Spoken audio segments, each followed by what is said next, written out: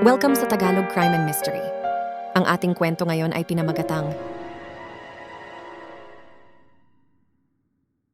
University Police Security, how can I help you? Hi, I would like to request some help from my daughter, who's a student at University of Utah, and she started dating this guy there who's like a bad person. Okay, And she found out he's a bad person, and she broke up with him, and he has her car. If he was lying to her, Okay. and he's actually a sexual offender, I don't want her to go there by herself and have like something bad happen to her. isang ina ang tumawag sa isang 911 call center na mahigit 600 miles ang layo para ito subukang makakuha ng proteksyon para sa kanyang anak, isang dalagang pinagbabantaan ng isang stalker na may nakakagambalang kasaysayan. Isa lamang ang kahilingan ng inang ito sa mga marami pang bagay na hindi maibibigay ng mga authorities upang protektahan ang buhay ng dalaga. Samahan niyo kami ngayon habang tinitingnan ang nakakabahalang kaso ni Lauren McCluskey. Si Lauren McCluskey ay napakahusay sa lahat ng kanyang ginagawa mula pa nang siya ay bata pa lang. Siya ay sumasayaw, kumakanta, at siya ay magaling na track and field athlete. Siya ay mahusay din sa academics, lalo na sa sports, at marami na siyang nauwing mga medals mula rito. At kalaunan, tinanggap niya ang offer ng University of Utah na mag-join sa kanila at tuluyan na niyang iniwan ang kanyang hometown, ang Pullman, Washington, at lumipat na siya sa Salt Lake City para mag-aral at magsimula ng kanyang adult life. At nang siya ay nasa Utah, napili ni Lauren ang isang napaka-challenging na competition sa track and field na tawag ay heptathlon. Ito ay merong 7 events, ang 100-meter hurdles, high jump, shot put, 200-meter run, long jump, javelin throw, at 800-meter run. Dahil din dito, naging isang mahalagang miyembro siya ng kanyang university team.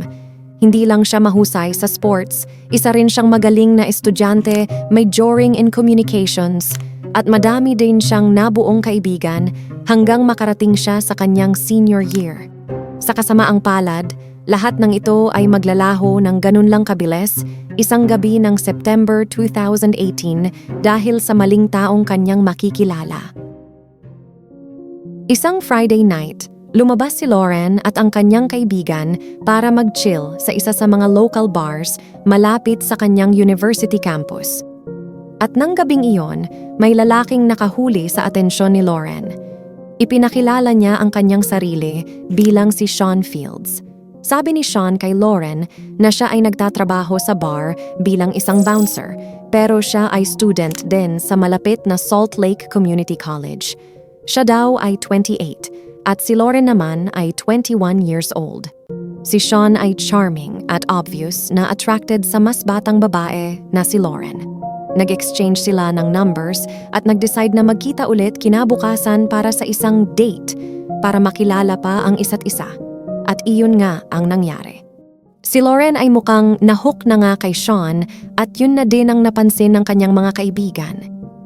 Tinawagan din ni Lauren ang kanyang nanay para ibalita ang bagong love life nito. Ayon kay Jill McCluskey, nanay ni Lauren, binigyan ni Sean ng dalaga ng flowers at nilabas ito for dinner at pinaramdam ang kanyang pagiging sweet sa kanya. At nagpaalam pa nga siya kay Lauren kung pwede niya itong maging girlfriend. Si Sean na isang matipunong lalaki ay isa ding smooth talker at magaling sa kanyang mga salita. At dito na niya mas lalong nahook ang athletic at magandang babae na si Lauren. Mukhang good match naman ang dalawa at papunta na sila sa isang serious relationship. Madalas na nag-o-overnight si Sean sa dorm ni Lauren at pinapahiram pa ito ng kanyang kotse. Pero dito na din nagsimulang makita ng mga kaibigan ni Lauren ang mga red flags sa lalaki. Noong una, sinasabihan ni Sean si Lauren na ayain ang mga kaibigan sa mga outings at date nila. Pero hinihiling ng lalaki na magsuot si Lauren ng mga konserbatibong damit tulad ng jeans at t-shirt.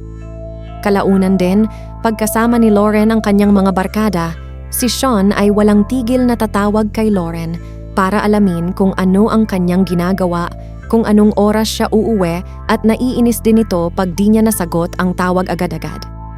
Pinagtatanggol naman ni Lauren si Sean sa mga kaibigan at sinasabing ganun lang si Sean dahil marami siyang insecurities sa previous relationship nito at hindi natrato ng maganda.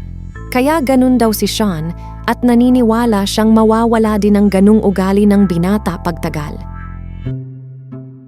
Sinimulan din ni Sean na sabihin kay Lauren kung gaano kahalaga na mag-ingat siya sa iba at maging handa kung sakaling may masamang pwedeng mangyayari. Binilan niya si Lauren ng pepper spray at sinabihan siyang dalhin ito kahit saan siya magpunta. Inimbitahan din niya si Lauren na sumama sa isang gun range at sinubukan pa siyang bilhan ng baril.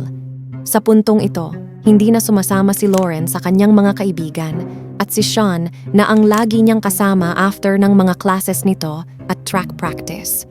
Nag-worry ang mga kaibigan niya kaya ni-report nila ito sa residency hall workers ang nag-aasikaso sa mga affairs ng mga estudyante. Nalaman nga nila na gusto ni Sean na bigyan si Lauren ng baril at nag-worry din ito sa kanya, lalo na nang napansin ng mga ito na hindi na naalagaan ng dalaga ang sarili tulad ng dati. Nag-alala din sila na binabantayan ni Sean ang mga galaw ni Lauren sa pagpunta at pagpasok niya ng campus. Eto na ang simula ng isang pattern ng isang possessive na boyfriend sa isang vulnerable na dalaga. At kasama na din dito ang magiging pagsubok ng isang malaking university kung paano ba niya mapangalagaan ang buhay ng 32,000 na estudyante na nasasakupan nito. At si Lauren McCluskey, isang star athlete, mahusay na student, ay isa lamang sa maraming isda sa gitna ng isang malawak na karagatan ng campus life. Talaga ngang may something off kay Sean at ang malaking pasabog ay dumating nang ma-expose kung ano ang malaking sikretong kanyang tinatago. Isang araw ay nakita ni Lauren ang ID ni Sean nang di sinasadya. Si Sean Fields na siya niyang pakilala sa sarili ay hindi pala isang 27-year-old na college student na madiskarteng lalaki. Ang totoo niyang pangalan at nakalagay sa ID ay Melvin Sean Rowland. Siya ay 38 years old, pinanganak noong 1981 at almost 17 years na mas matanda kay Lauren. Dahil sa charming personality nito, nabobola ni Melvin ang mga babaeng kanyang nakikilala whether sa social media and dating apps or sa kaso ni Lauren sa mga lugar na malapit sa university. Magaling siyang magtago ng kanyang totoong pagkatao and as long as may ma-fall sa kanyang mga kwento ay may mabibitag ito. At sa mas malalim na investigasyon nga, may mga babae pa ang lumabas na napaniwala nito sa kanyang mga kasinungalingan. At ang pinakamalaking pagkahulog nga ay ang kay Lauren. At nang nakita niya ang ebidensya sa ID ni Melvin, ang katotohanan, dito na nagsimulang magpakita ang liwanag ng panganib ng relasyong kanyang napasukan. May mas malaki pa palang pasabog na nag-aantay kay Lauren at mangyayari ito noong October 5 nang umuwi siya sa kanyang hometown para sa semester break. Dito, nag-open siya sa kanyang kaibigan tungkol sa nalaman sa boyfriend nito. At nag-suggest naman ang kaibigan na mag-research pa sa impormasyong nakuha ni Lauren tungkol kay Melvin Sean Rowland, 38, na taga Salt Lake City, Utah. At pag-check nga nila sa internet, doon nila nalaman ang isang nakakabahalang balita. Si Melvin ay isa palang registered sex offender. Noong July 14, 2004, siya ay na-convict sa isang kaso ng pang-aakit sa isang minor, a second-degree felony, at attempted na sexual abuse, a third-degree felony sa US.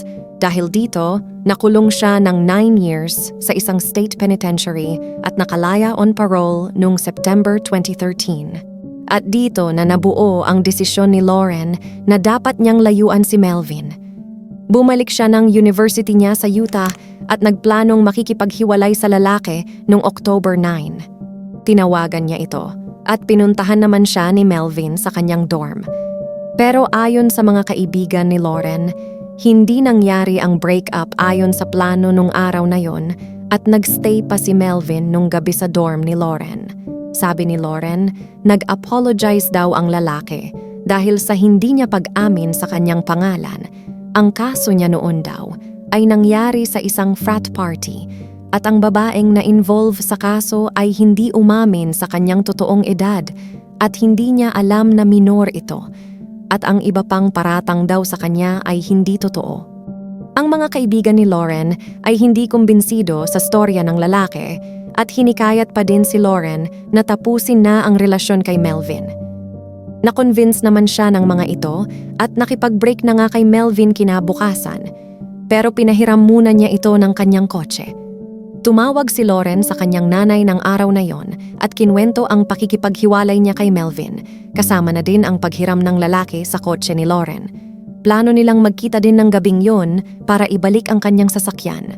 Si Joe McCluskey, tatay ni Lauren, tulad ng ibang magulang ay nagwo-worry sa posibleng mangyari sa kanya, kaya tumawag ito sa University Police Department para mapasamahan si Lauren sa pagbalik ni Melvin ng kanyang sasakyan. University Police Staff Security, how can I help you?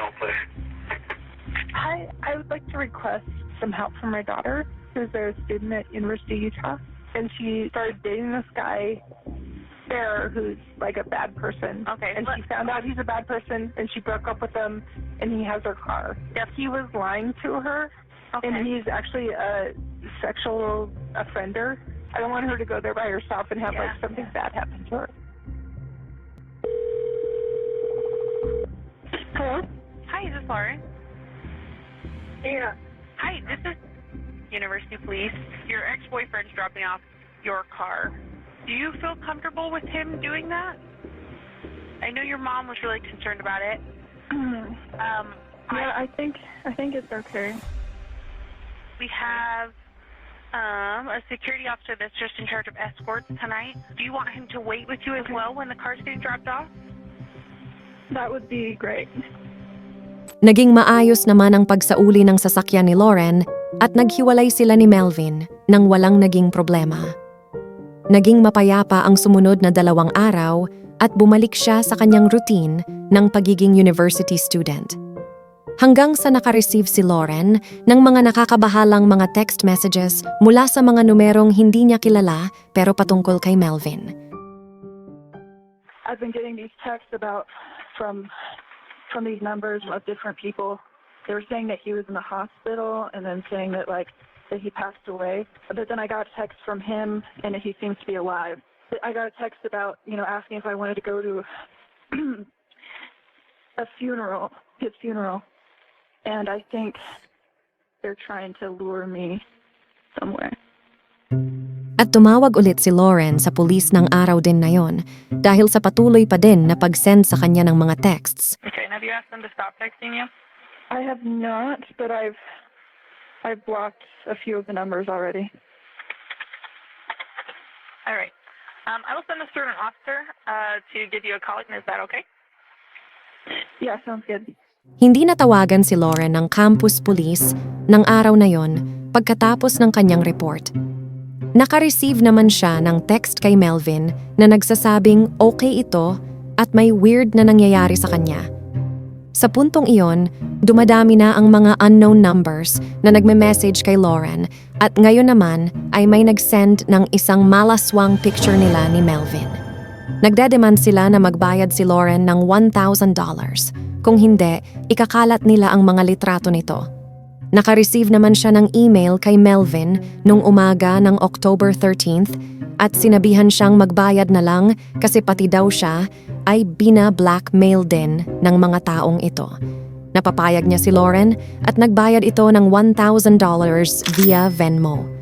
At dahil sa kahihiyan, lumapit na si Lauren sa Campus Police Department dahil feeling nito ay si Melvin din ang nasa likod ng blackmail. Ang dispatcher na kausap ni Lauren ay tumawag sa University of Utah Police at nakausap nila si Officer Miguel Deras.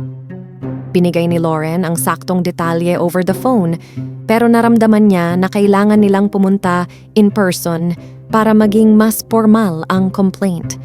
Kasama ang isang kaibigan, nagpunta sila sa kabilang campus kung nasaan ang Campus Police Department. Pinaliwanag ni Lauren na si Melvin ay isang sex offender, pero ang naging advice nila ay malamang scam lang ito at wala naman siya sa isang mabigat na peligro. umalis sila Lauren na pakiramdam na tama ang hakbang na kanilang ginawa. Pero sa investigasyon, wala naman palang naging follow-up sa kaso na nireport ni Lauren. Si Officer Deras ay binigyan naman ni Lauren ng mga kopya ng text messages, pati na din ng mga pribadong photos para sa report. Sinabi ni Officer Deras sa isang kapwa officer na itatabi niya ang mga photos sa pansariling koleksyon nito para pwede niya itong tignan anytime na gustuhin niya. At nung hindi naka-receive si Lauren ng callback mula sa mga pulis, tumawag ulit siya sa dispatcher. I've been blackmailed for money.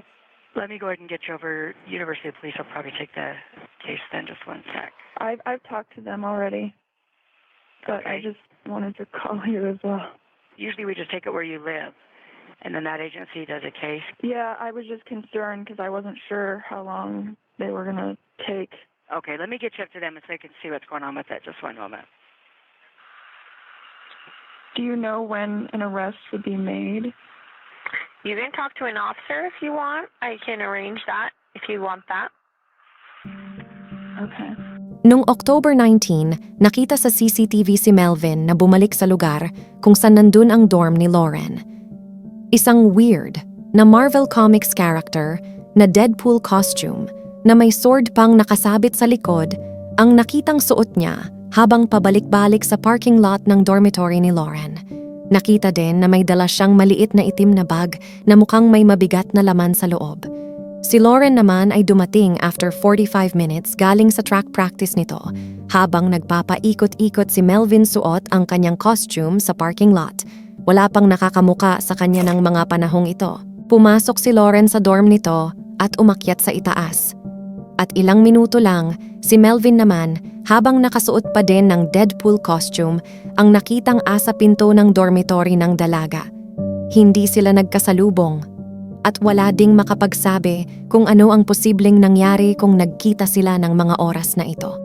At kahit alam ni Lauren na wala pang ginagawa ang pulis sa kaso niya, nakatanggap siya ng isang nakakabahalang message galing kay Melvin na nagsasabing alam niyang kinontak nito ang mga pulis. Nagulat si Lauren sa balitang ito at naisip niya na posibleng may nag-leak na information galing sa pulis kay Melvin at alam na nito na pinoprotektahan niya ang kanyang sarili mula sa kanya. Walang idea si Lauren na ilang linggo ang nakalipas dahil hiniram niya ang phone ni Melvin para i-check ang kanyang email na save ang password sa phone nito kaya na-access ni Melvin ang komunikasyon niya sa police department kasama na din ng mga email niya sa kanyang pamilya at mga kaibigan. I'm worried because I've been working with the campus police at the U, and last Saturday I reported, and I haven't gotten an update. Okay. But someone contacted me today, someone who was harassed, and said that they know everything about the police. Okay. So you already spoke to the campus police. Yes, and they haven't updated or done anything. And what prompted you to call Salt Lake City Police? Well, I thought it was weird that there are people who know about the entire case and the harassers seem to know about it more than me. And I'm concerned there might be an insider who's letting them know about the case. Okay. So with something, Because I haven't gotten updates, yeah. and it's been a week. Okay. With something like that, you would want to contact the campus police back and ask to speak to your detective. Ayon sa mga pulis ng City of Utah, kaunti lang ang kanilang pwedeng maitulong sa kaso ni Lauren dahil ang kanilang limitasyon ay nagsisimula sa border ng university. Ang may sakop nito ay ang University Police Department. Naramdaman ni Lauren ang kakulangan ng pansin ng mga otoridad sa kanyang case. Sa katunayan, kahit nung gabing iyon ay nag-email pa din siya sa mga pulis para makapag-follow up. Nag-open din si Lauren sa kanyang nanay na sa kanyang palagay ay nakukulitan na sa kanya ang mga pulis. Nakita din sa kanyang phone records na madaming tawag ang kanyang nagawa sa dalawang police department dahil sa kanyang desperation na makahingi ng solusyon sa kanyang problema. At makalipas ang 3 araw, October 22, nag-escalate na nga ang sitwasyon. Sa nakuhang surveillance camera footage, nakitang umalis si Melvin ng kanyang apartment at 6 a.m. Nang hiram siya ng sasakyan, isang silver Buick, sa kanyang kapitbahay. At nag-drive siya papunta sa parking lot ng dorm at naglakad patungo sa building ni Lauren. Hindi siya agad nakapasok sa building at umalis muna sandali. Si Lauren naman ay nakitang umalis ng 9 a.m. Nakareceive siya ng message sa nagpakilalang si Deputy Chief McLennan ng University Police Department at inanyayahan ito sa kanilang opisina para tignan ang ilang mga ebidensya. Nagbilin din ito na huwag tumawag dahil nasa meeting ito. Dahil suspicious kay Lauren ang mensahe, hindi muna siya nag-reply at pumunta muna sa kanyang scheduled meeting sa isang counselor ng campus. Siya ay nagpapatulong dito para makarecover sa breakup at sa mga pinagdadaanan niyang problema. Nakarating naman si Lauren sa building kung saan sila magkikita ng counselor at pagkatapos ng kanilang meeting ay lumabas na ito. At wala pang ilang minuto, pumasok naman si Melvin sa parehong building pero hindi sila nagkasalubong. At kung mapapansin nyo, bit-bit pa din ni Melvin ang maliit na itim na bag na hindi pa sigurado kung ano ang laman.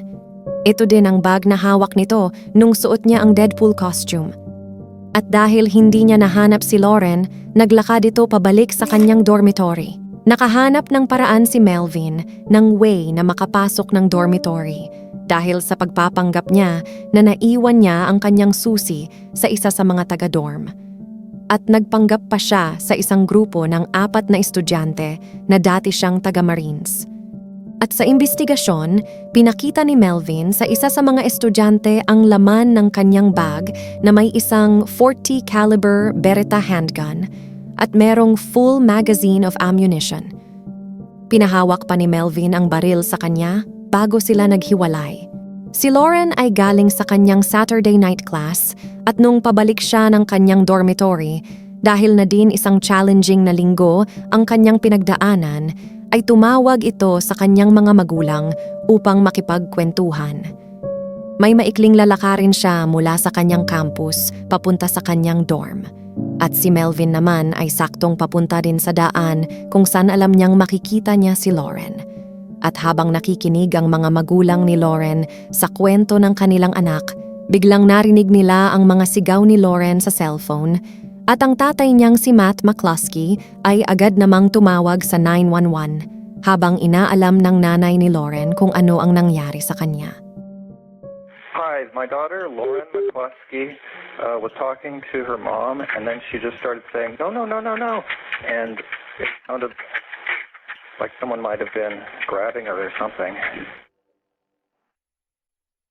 All units, attempt to locate a suspect involved in possible kidnapping. The victim is Lauren McCluskey. Her mother heard her yell, no, on the phone. Then the line went quiet.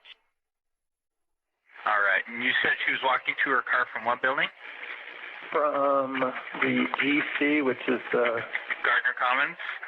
Oh, someone's talking on her phone. Hello? Hi, I have a backpack and I need a phone. Okay. Could you just stay there? I think she was mugged. I'm trying to get a good location. All right, where is that backpack out? Can you get a location for me? University Police. Hi, I just found a whole bunch of stuff spread out all over the ground and a phone that had an active call. I picked it up. Okay. This Yes. woman says... Yes, I was just on the phone with her parents. Okay. I'm having officers responding up that way. I had a ex-boyfriend who was possibly making threats with us. East of the South Medical Tower in the parking lot. It's looking like this might be kidnapping. Okay, we do have witnesses that heard a couple shots and they found a shell casing. Sa pilitang kinaladkad ni Melvin si Lauren at sinakay sa sasakyan. Nilagay siya ni Melvin sa backseat ng silver Buick at dito na niya nilabas ang baril niyang dala at sa kasawiang palad, binaril ni Melvin si Lauren ng 7 beses. Kasabay nito ang pagtawag ng neighborhood sa 911 kung saan nadinig ang mga putok ng baril. Mabilis na tumakas si Melvin sa lugar na pinangyarihan ng krimen, kung saan nakaalis siya ng parking lot patungo sa isang bridge hanggang makapunta siya sa train stop ng Salt Lake City's light railway system. Umupo siya at mapayapang tumawag sa kanyang cellphone kung saan maya-maya lang ay may nag-pick up sa kanyang isang kotse. Nung umagang yon, si Melvin ay nag-set ng date sa isang dating app at nagpa-pick up siya sa parehong lokasyon. Ito ay kanyang plano para gamiting alibay sa kanyang ginawang krimen. Nang mga oras na hinahanap si Lauren, si Melvin ay nagpapanggap na nasa dinner date at umikot pa sa State Capitol Building grounds pagkatapos. Habang nangyayari ito, walang tigil ang mga pulis at mga magulang ni Lauren sa paghahanap sa kanya. They're getting multiple calls from students wondering what we want students to do. Do we have instructions for them? Yeah, we want them to secure in place, lock down in place. Hello, this is Matt. Hi, Matt. This is Val with the University of Utah Yes. Police. And have you guys heard from her or anything? No, we have not. Okay. We're heading westbound from the North Medical Tower. The city has a group of 6 officers and a King-9 heading northbound. I'm calling about my daughter, Lauren McCluskey, that's missing. We do have officers on scene handling right now. We're actively looking for her. We're doing everything we can to track her down. At sa wakas, nakita na nila ang silver Buick kung saan nandun sa loob si Lauren. We need an ambulance. In the north parking lot. Silver Buick Lancer. Unit 1, Star Medical. Ang mga pulis ay nagsimulang harangan ang lugar na pinangyarihan ng murder. Nilabas din nila ang balita sa buong police community na mag-look out kay Melvin dahil alam nila na walang ibang posibleng gumawa nito kay Lauren, ayon na din sa paulit-ulit na report na isa siyang threat sa buhay ng dalaga. Ngayon, huli na ang lahat at ang pwede na lang gawin ay hanapin at hulihin si Melvin habang siya ay kasalukuyang nasa dinner date. Sa loob ng ilang oras, sinusuyod ng mga pulis ang lugar na pinangyarihan ng krimen hanggang sa binaba na si Melvin sa isang parte ng syudad kung saan may pulis na nakakita sa kanya. I have officers chasing your suspect on the shooting. He is in foot pursuit right now. Agad naman siyang tumakbo at tumakas nang makita ang mga pulis at siya ay nagtago. Pumasok siya sa loob ng Trinity AM Church of Salt Lake City. Back inside the church, it looks like he has a gunshot wound self-inflicted. Back inside the church. Pumasok ang mga pulis sa pinagtataguan ni Melvin at alam nila na armado ito. Chinek nila ang bawat mga kwarto ng simbahan hanggang nakadinig sila ng isang putok ng baril. Si Melvin Sean Rowland ay binaril ang kanyang sarili. They chased him to this location after making entry into the church, and officers then coming shortly thereafter and clearing the building, they found our suspect deceased in a room in the church. Natapos na ang paghahanap sa killer. Isang inosenteng babae ang nasayang ang buhay at ang buong community ay magsisimulang mag-isip at magtanong kung bakit wala man lang nagawa para mapigilan ito. Ilang ulit na nanghingi ng tulong si Lauren, binigay ang lahat ng impormasyon sa mga tamang department pero walang naging hakbang para imbestigahan ang kanyang kaso. Idagdag pa ang issue nang hindi man lang nagawa ng mga pulis ang simpleng pag-check sa background ni Melvin. Kung nagawa nila ito at nalaman nila na nakaparole siya at kinontak nila ang parole officer ni Melvin, siya ay mababalik sa kulungan dahil sa kanyang mga threats at extortion ng pera kay Lauren. Nilabag na din ni Melvin ang mga kondisyon ng kanyang parole noon at may history ito ng mga hindi magagandang pananalita sa kanyang mga hearings. Every woman I've met or come across, I used my manipulation tactics to get what I wanted. At kamusta naman si Officer Deras? Siya ay nag-resign sa kanyang department sa Campus Police at lumipat sa malapit na Logan Police Department. At nang malaman ang naging background nito, siya ay tinanggal agad sa kanyang posisyon. Ayon na din ito sa pornography law at mishandling ng mga ebidensya ng photos ni Lauren at sa pagpapakita nito sa isa pang officer. Sinubukan din siyang kasuhan, pero na-drop ang kaso dahil inconclusive ang data download ng kanyang phone. May katanungan din tungkol sa baril na ginamit ni Melvin sa krimen. Paano niya ito nakuha? Walang paraan na makabili ang isang dating felon on parole sa legal na paraan ng isang firearm at hindi rin ito pwedeng magmay-ari ng isang baril. Ayon sa investigasyon, ang kakilala ni Melvin, si Nathan Vogel, na isa ding ex-inmate, ay inutusan ang kanyang girlfriend na bumili ng baril para rito. Atin ding tandaan na nag-try si Melvin na magpabili ng baril kay Lauren at ang ganitong klase ng scam ang nagiging paraan ng mga ex-inmate para makakuha ng firearms. Si Nathan Vogel ay sumuko sa mga pulis at inamin na siya ang nagbigay ng baril kay Melvin. Nag-plead ito ng guilty pagkatapos malaman kung ano ang nangyari. Pumayag naman ang pamilya ni Lauren sa naging verdict ng korte. Kasama na din dito ang pagsuspend sa kaso ng girlfriend ni Nathan Vogel ng 18 months. At ito ay kung mapapangako niya na wala siyang magiging kaso sa batas. This lady cooperated in our investigation. She brought forth facts that we were aware of but couldn't confirm regarding Mr. Vogel. She has absolutely no criminal history. The evidence indicates that Mr. Vogel used her as well. They had known each other for 11 days.